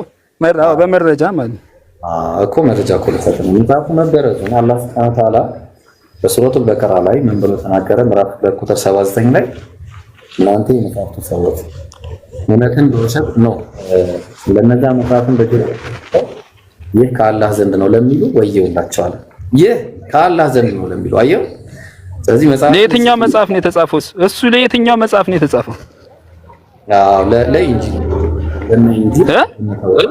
ለኢንጂልና ለተውራት። ለየትኛው ማን የታለ? መረጃ አልሰጠህ እስካሁን እንኳን አላሳየኝም። የኪስ የራስህን የምታውቀውን የውስጥህን ነው የምትነግረኝ እንጂ እስካሁን መጽሐፍ መረጃ አልነገርከኝም። ስለዚህ የተበረዘ መጽሐፍ ነበር የሰጣቸው ማለት ነው። ልስጥ ቆይ፣ የተበረዘ ነው ብዬ ነው የተናገርኩት እያልክ እኮ። እሺ ማኔ ድልና ተውራት አላህ ነው ያወረዳቸው። በቃ ይኸውልህ አሁን ስርዓት ያዝና ታወርዳለህ። ስርዓት ያዝና ምናምን ጥያቄ መልስ። ምንድን ነው? እሺ ስርዓት ያዛ፣ ስርዓት ያስፈልጋል። እሺ ብራዘር፣ ኧረ ወይኔ። እሺ ስርዓት ያዝና ከዛ መልስ ይመለስልሃል። እሺ ተረጋጋ። እንግዲህ አላህ በመጀመሪያ እነዚህ መጽሐፍቶች ሁሉ ያወረደው ቁርአን ላይ ነግረናል። እሺ መጀመሪያ ደረጃ ሱረቱል በቀራ የላሚቷ ምዕራፍ። እሺ የላሚቷ ምዕራፍ ማን የጻፈው? እሺ ቆይ አንድ ጊዜ ይህንን መጽሐፍ ማን እንደጻፈው ትነግረኛለህ አንዴ። እሺ ከይቅርታ ጋር አሁን በቃ እንደዚህ አይነት ስለሆነ ይህንን መጽሐፍ ማን የጻፈው? በጌታ በኢየሱስ አንብበው፣ መጽሐፍ አንብበው። ቆረጠ ወደ እግዚአብሔር ጉባኤ አይገባም። አንብበው አለ። ቁላው የተቀጠቀጠ ይላል። ቁላ የለህም እንዴ አንተ ወንድ ልጅ አይደለም ወዳጄ? ይሄን የጻፈው ፈጣሪ በሰጠ ነገር ላይ ታፍራለህ እንዴ? ቁላ የለህም እንዴ? ይሄን የጻፈው ማን ነው? መጽሐፍ ቅዱስ ነው። መጽሐፍ ቅዱስ ነው። አላህ ነው ያጻፈው። ይሄን የጻፈው ማን ነው? ተውራት ነው። ተውራት ነው። የሙሴ መጽሐፍ ነው። ይሄን የጻፈው እሺ፣ መረጃ ተውራት ነው። መረጃ ይኸው መጽሐፍ ቅዱስ ነው። አንተ አመጣልኝ አይደል? ተውራትና ኢንጂል ካላህ ዘንድ ናቸው አላልከኝም? የሚለውን አምጣ። ቆይ ወዳጅ፣ ይሄ ቁላው የተቀጠቀጠ ብልቱም የተቆረጠ ወደ እግዚአብሔር ጉባኤ አይገባም የሚለው አላህ ያወረደው ተውራት 18 ዓመት በታች እባካችሁ። ምንም የሚያሳፍር ነገር የለም። ከ18 ዓመት በታች ያላችሁ ውጡ። ምንም የሚያሳፍር ነገር የለውም። አሁን እንቀጥላለን። እሺ፣ ስለዚህ አሁን ይሄ የተቀጠቀጠው ሰውዬ ማለት ነው እና እንደዚህ እንትኑ ቼክ እየተደረገ ነው የሚገባው። ልብሱ ምናምን እንዲህ ካህናቶቹ ፊት ለፊት ቼክ እያደረጉ ነው የሚገቡ። ወደ እግዚአብሔር ጉባኤ ማለት ገብቷል። ወደ የእግዚአብሔርን መስዋዕት አያቀርብም። በነገራችን ላይ እሱ ሌላ መስዋዕት የማያቀርቡት እንዲህ ቼክ አድርገው ነው። ርዕስ ነው ሌላ ርዕስ። ለምን ሽፍት ታደርጋለህ? እኔ ጠየቅኩህን ለምን አትመልስልኝ? ልብሱን እንደዚህ ከፍተው ነው ቼክ አድርገው ነው የሚያስገቡት። ኧረ ወዳጄ ሽፍት አታርጋ ርዕስ። በቃ በርዕሱ ላይ የጠየቅኩህን መልስልኝ። ከቁርአን ስርዓት ስለሌለ ስርዓት እንዲያረግህና ተወርድና ከዛ ትገባለህ። አሁን ይሄ ኦክቶበር የሚባለው ልጅ ከዚህ በፊት በጣም አስቸጋሪ ነበረ፣ ግን ዛሬ በጣም ስርዓት ይዞ ስለመጣ በስርዓት ነው ያስተናገድኩት። አለቀ። ይኸው በቃ በስርዓት አንድም ትርፍ ቃል አልተናገረም። አያችሁ፣ አንተ ግን ስርዓት የለም። ስለዚህ ስርዓት ስትይዝ በስርዓት እናወራለን ማለት ነው። እሺ፣ ቃል ስጋ ሆነ። ጥያቄ አለ? ጥያቄ አለ? ሰላም ናችሁ? እንዴት ነህ? ሰላም ነው። እሺ፣ ጥያቄ ልጠይቃ? አዎ። እሺ፣ አላህ አልተገረዘም ይላልና ሳሂህ አልቡኻሪ 65:24 ስታውጣልኝ። እሺ፣ አውጣ፣ አንብብልን እስቲ። ሳሂህ አልቡኻሪ ስንት? አውጣ። አላህ በቂያማ ጊዜ ያልተገረዘ አላህ ታገኛላችሁ ይላልና አንድ ያውጣ። ምን ሰውዬ ወላሂ ዛሬ የመዋረጃ ቀን ነው። እሺ፣ በጣም የትኛው ሐዲስ መሰላችሁ? ዑራተን ሑፋተን ጉር። ይሄ በቃ ይሄን ሐዲስ ይዘህ እንደው ወይኔ ራስ ያውጣ። ቆይ ራስ ያውጣ እና ቃል ስጋውና ራስ ያውጣ። ይብሮ አንተ ታውጣለህ። ያልተገረዘ አላህ ይላል። ናውጣው ታወጣለህ። መረጃውን ትከፍትልናለህ እንዴ? መረጃ ሰጠው እኮ። እሺ ንገረኝ። ችግር የለውም። እኔ ወላሂ አወጣለታለሁ። ችግር የለውም። ሳሂህ አልቡኻሪ 65:24 ያልተገረዘ አላህ በቂያማ ጊዜ ታገኛላችሁ ይላል። በቃ ተውት። እንዴት ነው? እግር አለው እጅ አለው ምናምን አለው። ስለዚህ ቆይ እናወጣለን። እሺ ቆይ ይሄን ሐዲስ እኔ ወላሂ አንተን አንብበም ታስረዳነሽ። አንተ እሺ በቃ ያልተገረዘ ነው የሚለው። አውጣው። አይ አይደለም፣ አንተን አንብበም ታስረዳነ እንዴ? አሁን ኢነኩም ሙላቁላሂ ሑፋተን ዑራተን። አላህ ወይኔ እኔ ውርደት እንደዚህ አይቻልም። እሺ አንብበው። በቃ ያልተገረዘ ነው የሚለው። አውጣው። ተርጉሞ ወደ አማርኛ ሌሎቹን እንዳያዩት። ወደ አማርኛ ተርጉሞ ሌሎቹን እንዳያዩት። አንተ አንብብ እኮ ነገርኩ እኮ ሐሳቡ ነገርኩ አይደል እንዴ? አውጣ። ወደ አማርኛ ተርጉሞና ሌሎቹን እንዳያዩት ፈልግ። አንብብ። ይኸው አውጣው። አንብብ። ይኸውልህ አውጣ። ወደ አማርኛ ተርጉሞ። ደካማ ዲያቆን ውረድ። ሲያስጠላ በኋላ ይህ የሰፈር የመንደር እንትን ኦክቶበር እንደው እስቲ እኔ ተወስ ኦክቶበር አንተ አንብበህ ትነግረኛለህ። ይሄንን ኦክቶበር አለ አንዴ አንብብልኝ። አንዴ ይሄንን አይ እኔ የኔን ጥያቄ ልጠይቅ ይብሮ። ወላሂ ትጠይቃለህ አንተ 10,000 ጥያቄ ትጠይቃለህ። አይ እኔ ሐሳብ አይደለም። እባክህ አንብብልኝ እባክህ። በእናትህ ይብሮ ይሄ እኔ ሐሳብ አይደለም። ቶቶ እንደው ራስ አንብበህ በቃ ንገራቸው። አይደለም አንተ አንብብልን። እኔ ካንተ ነው የምፈልገው። አንብብልኝ አንዴ ትሽ እንደው ወላሂ በጣም እኔ እንዴ። እሺ ምን ይላል መሰላችሁ? the prophet said አለይሂ ሰላቱ ወሰለም አለ እናንተ will meet አላህን ትገናኛላችሁ። ከአላህ ጋር ፊት ለፊት ትገናኛላችሁ ቆማችሁ። barefooted ባዶ እግራችሁን naked ራቁታችሁን walking on feet በእግራችሁ እየሄዳችሁ ከዛ በኋላ ያልተገረዛችሁ ሆናችሁ ያ ጀማ ምን አይነት የድድብና ጥግ ማለት ነው ወላሂ። እሺ በቃ ለማንሳደብ አረ ወላሂ አትሳደብ አይውጣ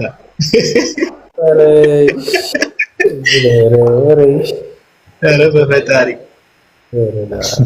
ብሮ ልጠይቅ እንዳይሆን ጠይቅ ቆይ ቁርአን ብታወጣልኝ ደስ ይላል። አንድ ነገር አለ። ቆይ ብሮ ኦክቶበር ከመቀጠሉ በፊት እግዚአብሔር ምን ብሎ ነበር የተናገረው? አላህ አካል አለው እንደዚህ ያለው ሲል ነበረ። አንድ ሁለት ነገር ላሳያችሁ። ለእግዚአብሔር ጥርስ አለው፣ ተረከዝ አለው፣ ከርስ አለው፣ በጣም ብዙ ነገር ላሳይ ብሮ። አንድ ደቂቃ ብቻ። እኔ ግን አለው እኮ አላልኩም። ይብሮ አለው ምናምን ብያለሁ እንዴ? ብሮ አንተ አይደለም። ቆይ አንተ ሳይ ክርስቲያን መጠየቅ የምትፈልጉ እንዳለ መግባት ትችላላችሁ። እሺ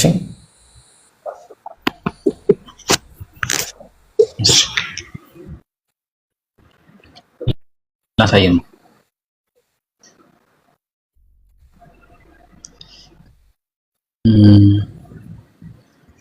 አንዴ ይቅርታ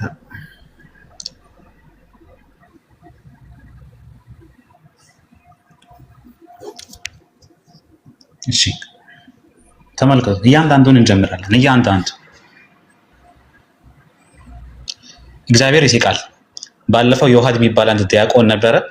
አላህ ይስቃል የሚል ነገር አንድ አዲስ ተይፍ ሐዲስ አንስቶ አላህ ይስቃል ስለዚህ ድድ አለው ማለት ነው፣ ጥርስ አለው ማለት ነው ሲል ነበረ። ይኸው መዝሙረ ዳዊት ምዕራፍ 2 አንቀጽ 4 ላይ ምን አለ? በሰማይ የሚኖር እርሱ ይስቃል ጌታም ይሳለቅባቸዋል ብሎ ይናገራል። ተመልከቱ። እግዚአብሔር አፍ አለው። እግዚአብሔር አፍ አለው። ምን አለ? በእግዚአብሔር ቃል ሰማዮች ጸኑ፣ ሰራዊቱም ሁሉ ማን ሙከሽ በድዱ ነው የሚስቀው ወይ? እንደዛ ነው ያለው። በድዱ ነው የሚስቀው። አው ድድ አለው ማለት ነው ወይስ እንደዚህ ነው ብሎ የሆነ ልጅ ከሙስሊም ልጅ ጋር ሲያወራ ነበር። አሁን እዚህ ጋር ግን ምን አለ? በሰማይ የሚኖር እሱ ይስቃል አለ። ማን? እግዚአብሔር።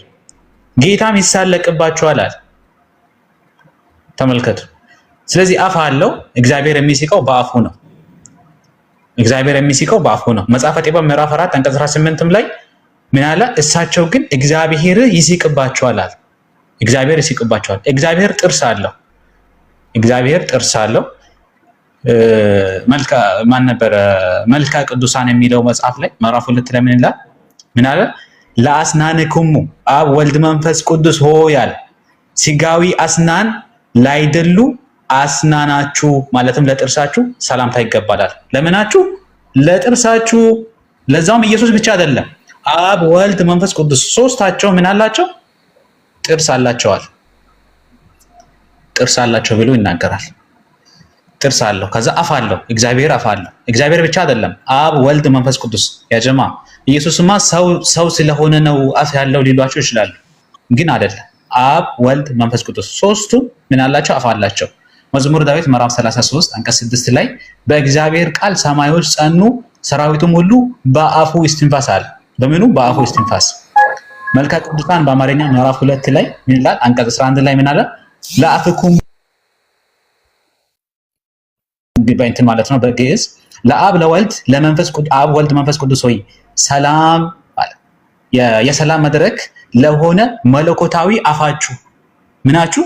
መለኮታዊ አፋችሁ ሰላምታ ይገባላል። መለኮታዊ አፍ አላቸው። ከንፈር አላቸው። ያጀማ ለእግዚአብሔር ለአብ ለወልድ ለመንፈስ ቅዱስ ምን አላቸው? ከንፈር አላቸው።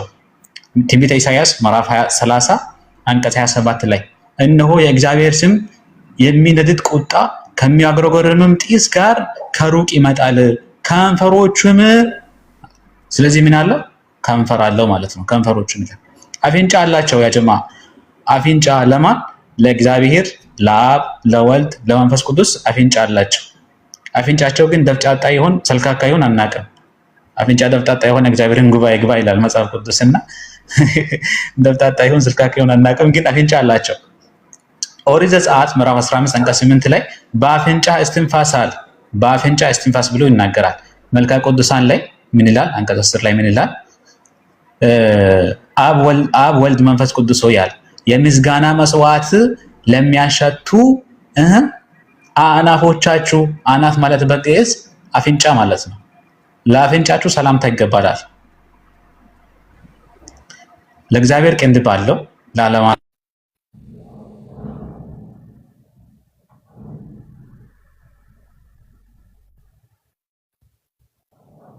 ማን የተቋረጠው? እሱ ነው። ሰላም አለይኩም። አዎ እሱ ነው። እሱ ይመስላል። ኢብሮ እንዴት ነህ? ሰላም ነው አልሐምዱሊላህ። አንድ ጊዜ ቆይ፣ ኦክቶበር ጥያቄ ይጠይቅና ስለቆየ ምን ቁርአን ታወጣልኛለህ ኢብሮ? እሺ ማሂር አለ። ሰላም አለይኩም። ወአለይኩም ሰላም ወራህመቱላህ። አላህ ቀጥልሽ። ሰላም ናችሁ? አልሐምዱሊላህ። አንድ ቁርአን አውጣልኝ እስኪ 16 ከ76። እሺ እናውጣለን። 97 ማለት 16 97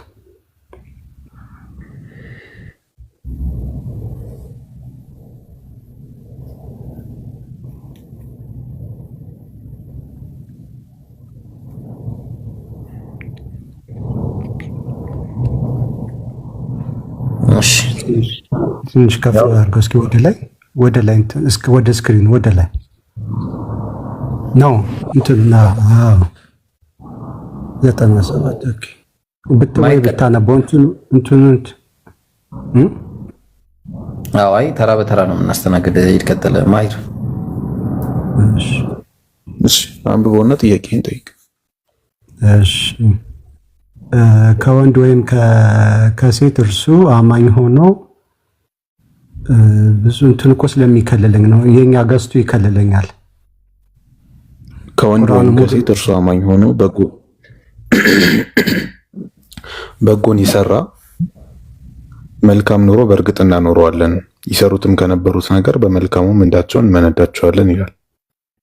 ከ98 ጀምሮ ቁርአንንም ባነበብክ ጊዜ እርጉም ከሆነ ሰይጣን በአላህ ተጠበቅ ይላል።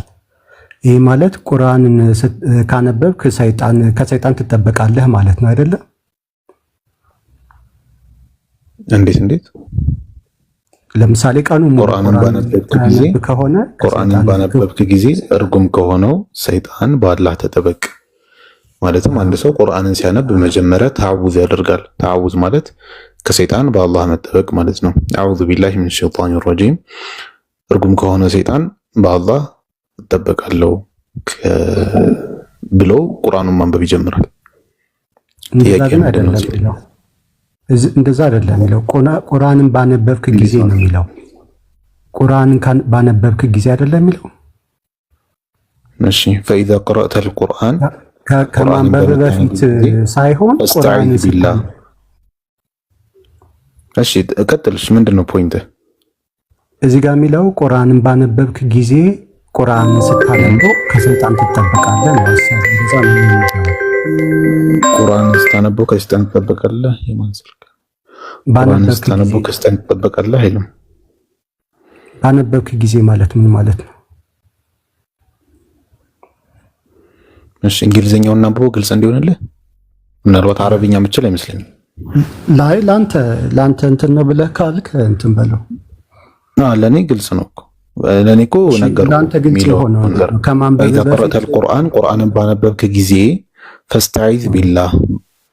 ፈስተዒዝ ትዕዛዝ ነው ወይም አምር ይባላል በአረብኛው ግራመር። ተጠበቅ ነው ከአላህ በአላህ ተጠበቅ። ሚነ ሸይጣን ከሸይጣን አረጂም ረጂም ማለት እርጉም ከሆነው ሰይጣን በአላህ ተጠበቅ ትዕዛዝ ነው። ትጠበቃለህ የሚል ኸበር አይደለም፣ ትዕዛዝ ነው እየተሰጠ ያለው። ስለዚህ ከአላህ ተዓውዝ አድርገህ ተጠብቀህ ቁርአንን ማንበብ ትጀምራለህ እንጂ ቁርአኑ አይደለም ከአላህ የሚጠብቅህ። በዚህ ኮንቴክስት እንደዛ አይደለም ማለት ጀነራሊ እዚህ ጋር እያወራ ያለው ስለሱ አይደለም። ቁርአን የሰው ልጅ ከአላህ ይጠብቃል ማለት ከሸይጣን ይጠብቃል አይጠብቅም የሚል ነገር አይደለም። እዚህ ኮንቴክስት ላይ እያወራ ያለው ቁርአንን ስቀሩ መጀመሪያ ተዓውዝ አድርጉ ነው እያለ እሺ ችግር የለውም። ኢብሮ እንትን ተቀፍቷል። ቀጥለው አንዴ ግልጽ እንዲሆንልን አማርኛው እንትን ካደረገ አማርኛው ግራ ካገባ እንግሊዘኛ ቨርዥኖችን እንፈልግና እነሱንም አንብባቸው። ተመሳሳይ መልእክት ነው ያላቸው። እሺ ኢብሮ ስልክ ይዟል መሰለኝ። ቀጣዮቹን እስከ 100 ያለውን ሐሳብ ነበር የፈለኩት። እሺ 99 ላይ ምን ይላል? ኢብሮ እንዴት በሙላት እንትን ሐሳቡን እንድናገኘው እኮ እነርሱ በእነዚያ ባመኑትና በጌታቸው ላይ በሚጠጉት ላይ ለእነርሱ ስልጣን የለውምና ይላል። እርሱ እነርሱ ሳይሆን እርሱ አይደል?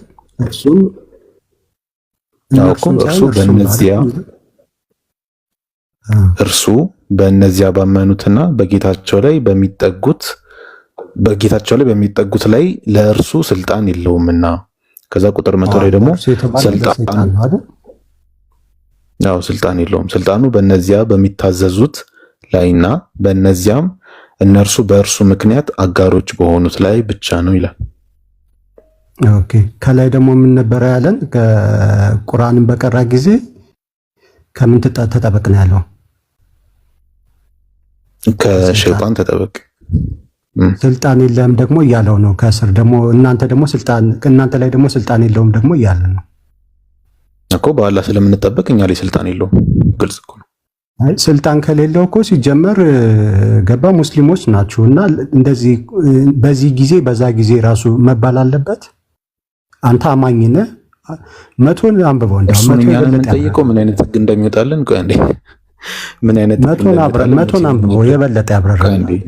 ቆይ አንዴ መቼ ምን ማድረግ እንዳለብን ህጉን እኛ አይደለም ከስተማይዝ የምናደርገው። አላህ አዘዘን፣ ሰሚዕና ወአጣዕና፣ ሰማን፣ እኛ ደግሞ እንታዘዛለን። አላህ ሱብሓነሁ ወተዓላ ቁርአንን ስትቀሩ ተዓውዝ አድርጓለን። ስለዚህ አዑዙ ቢላሂ ሚነሽ ሸይጣኒ ረጂም ብለን ተዓውዝ አድርገን ቁርአንን እናነባለን። እኛና ከሃዲያን የሚለየን ግን እኛ ከሸይጣን በአላህ እንጠበቃለን፣ እነሱ ግን ከሸይጣን በአላህ አይጠበቁም። በል እንደውም ሸይጣን የሚያዘውን ነገር ይከተሉታል። እኛ ከሸይጣን በአላህ ስለምንጠበቅ አላህ ምን አለ? ስልጣኑ ቁጥር 99 ላይ እርሱ በእነዚያ ባመኑትና በጌታቸው ላይ በሚጠጉት ላይ ለእርሱ ስልጣን የለውም አለ። እኛ በአላህ በምንጠበቀው ላይ ሸይጣን በእኛ ላይ ስልጣን የለውም። ግን ደግሞ በአላህ ማይጠበቁት አሉ ከሃዲያኑ።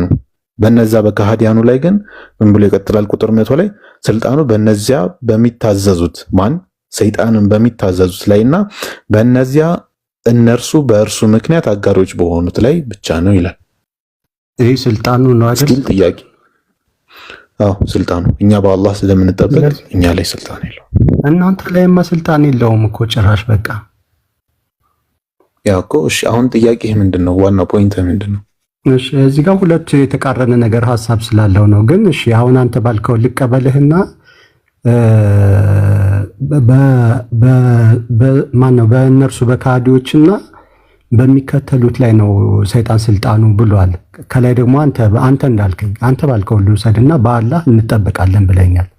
ለምንድን ነው መሐመድን ሰይጣንን እንትን ድግምት ያስያዘው? እሺ አንደኛ እና በጣም መሰረታዊ ነገር አንድ አረፍተ ነገር አንብበህ ይጋጫል ማለት ሎጂካሊ ይጋጫል። እንደዚህ ማለት ራሱ ሎጂካሊ አያስኬድህም። አንድ አረፍ ሊጋጭ የሚችለው አንድ እዛ ጠረፍ ያለ አረፍተ ነገርና አንድ እዛ ጠረፍ ወይም ደግሞ ኢቭን አንድ ሰው የተናገረው ንግግር ራሱ ይጋጫል ስትል ትንሽ የሆነ እንዴት የማስባል ነገር ያመጣል። ግን ዞሮ ዞሮ ኢቭን እሱን ራሱ ይጋጫል ለማለት በተለያየ ኮንቴክስት የተነገረ ነገር ይሄን እንደተናገረ ሳያስበው ያንን ተናገረ ነው ልትል የምትለው እንጂ አንድ አረፍተ ነገር 3 ቦታ አድርገው ይሄ ከዚህኛው ጋር ይጋጫል፣ ይሄኛው ሐረግ ከዚህኛው ሐረግ ጋር ይጋጫል ልትል አትችልም። ለማንኛውም ወደ እንትን ስንመጣ ደግሞ አንድ አረፍተ ነገር ነው። ወደ ጥያቄ ስንመጣ አንድ አረፍተ ነገር እኮ 3 ቁጥር ነው የነበረው፣ 3 አንቀጽ አንድ ንግግር ነው አይደለ? 3 አንቀጽ ተከታታይ ንግግር አይደለም። አንድ አረፍተ ነገር አይባልም አይብሮ። አንድ አረፍተ ነገር እኮ ሐሳቡን የጨረሰ ማለት ነው። በ30 ሰከንድ የምትናገረው ፓራግራፍ ራሱ አይሞላም አይደለ? ኢቭን በ30 በ20 ሰከንድ የምትናገረው ነው። አንተ ራስ ከራስህ ጋር ስለተነ ወደ ጥያቄ ስንመለስ ነብዩ ሰለላሁ ዐለይሂ ወሰለም ለምን ድግምት የተሰራባቸው ነው ያልኩህ አይደለ? በአላህ እንጠበቃለን ብለኸኛልና እዛ ጋር ደግሞ የሚለው 98 ላይ ቁርአንን በቀራ ጊዜ ከአላህ ትጠበቃለህ ብሏል። ስለዚህ ለምንድን ነው አንደኛ በአላህ እንጠበቃለን እሱን አስረድቻለሁ። አንዴ ወደ ኋላ ትመልሰኝ። እሱን አስረድቻለሁ። በአላህ ተጠብቃችሁ ቁርአኑን ጀምሩ እያለን ነው። ለማንኛውም እንጠቅልለው ሐሳብህን፣ ችግር የለው። ሙስሊሞች በአላህ የምትጠበቁ ከሆነ ከሸይጣን ነብዩ ሰለላሁ ዐለይሂ ወሰለም ለምን ድግም ተሰራባቸው? ይሄ ነው አይደለ? በቃ ይሄ ነው አይደለ? አዎ ቀጥልሽ።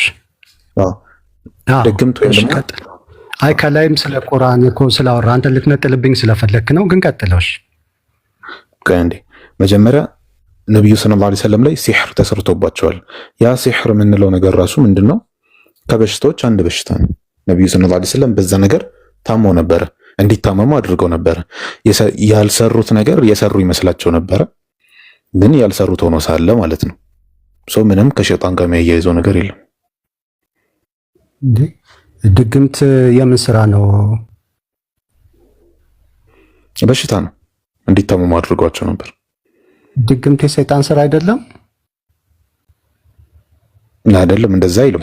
ስለ ሲህር ነው እያወራን ያለነው። ሱራ 2:112 እዛ ጋ ግን ነብዩ ሰለላሁ ዐለይሂ ወሰለም ለምሳሌ ሙሳ ዐለይሂ ሰላም ከሰባዎቹ ምንድነው የሚባሉት? ደጋሚ ነው የሚባሉት።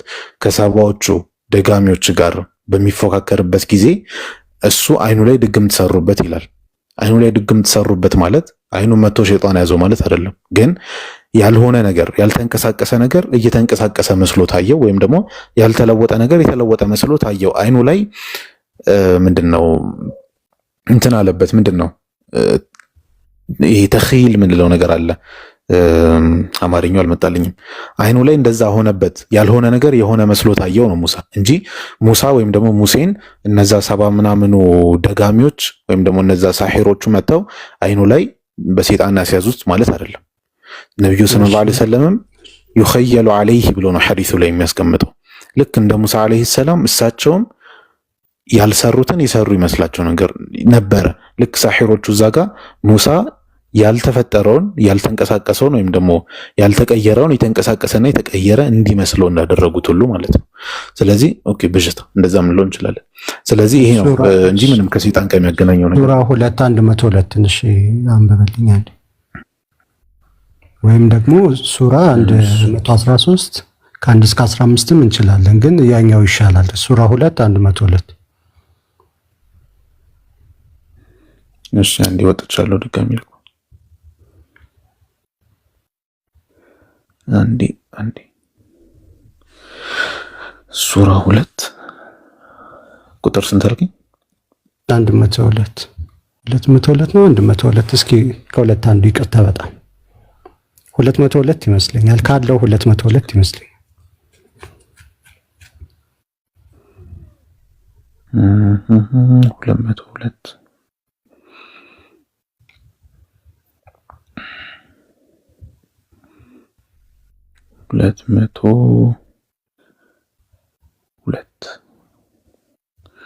እሺ ይሄን አይመስለኝም የፈለግከው እነዚያ የከሰሩት ለማለት መሰለኝ። በጎ ስራ ለእነርሱ በደል አላቸው፣ አላህ ምርመራው ፈጣን ነው ይላል። ይሄ ነው 100 እስኪ ይቅርታ በጣም ወይም ሐሳቡን ንገረኝ፣ ችግር የለውም። ስለ ድግምት የሚያወራው ነው።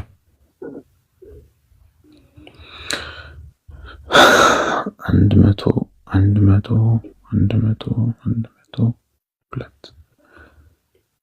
እሺ ስለ ሱለይማን ነው። ሰይጣናትም በሱለይማን ወይም በሰለሞን ዘመን መንግስት የሚያነቡትን ድግምት ተከተሉ።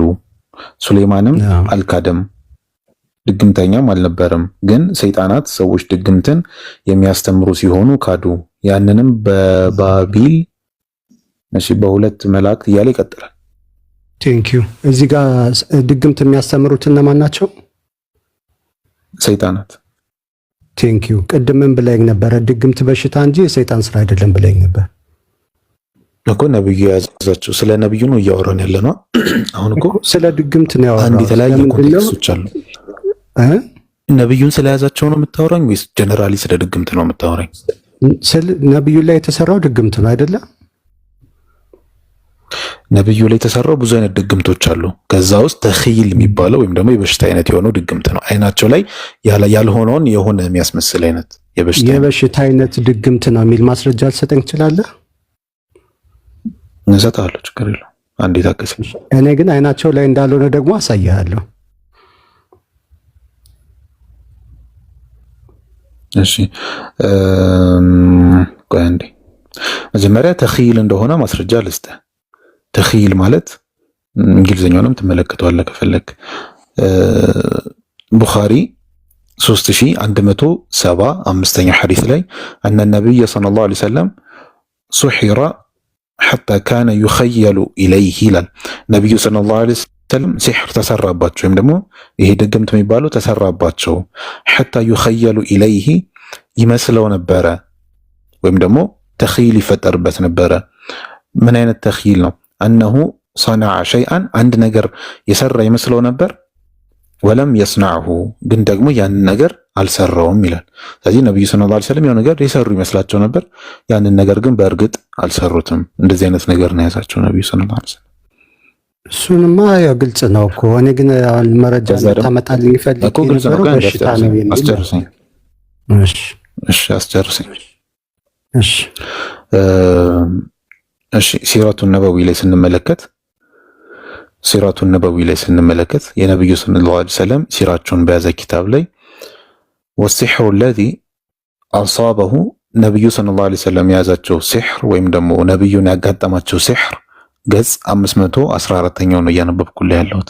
ወሲሕሩ ለዚ አሳበሁ ካነ መረጠን ሚነል አምራድ ነብዩ ሰለላሁ ዐለይሂ ወሰለም የያዛቸው ይዟቸው የነበረው ሲሕር በሽታ ነበር። ሚነል አምራድ ከበሽታዎች የሆነ አንድ በሽታ ነበረ። አረዳ ሸፋሁ ላሁ ታመው ነበረ። ከዛ በኋላ ግን ሸፋሁ ላህ አላህ ምን አደረጋቸው? ሸፋ ምንድን ነበር ይሄ? ወደ አማርኛው አምጡልኝ። አዳናቸው። አላህ ታመው ነበረ፣ አላህ አዳናቸው እያለ ያስቀምጣል።